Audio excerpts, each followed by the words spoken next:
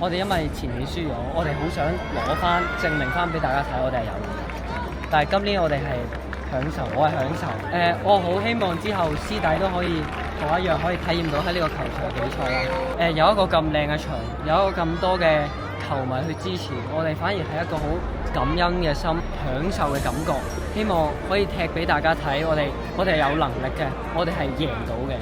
我記得有人寫我係無名英雄咯，我好希望攞呢個 MVP， 希望大家可以記得我叫 Alvin， 我係拔萃18號嘅 Alvin。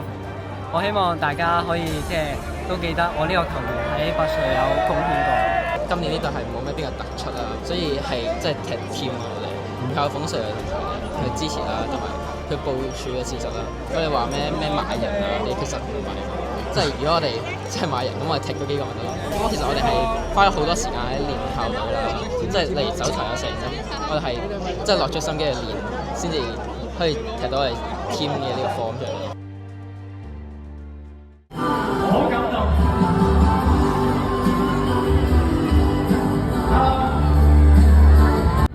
一聲嘆氣，輕輕説笑，將死了吧，講得太流利。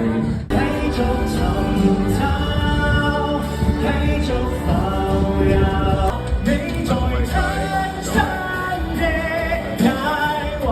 用另一個身份，歌手嘅身份翻返嚟呢個球場，對於我嚟講係一個好大嘅意義。我離開咗足球圈，我希望可以用第二個身份繼續支持香港足球。加油！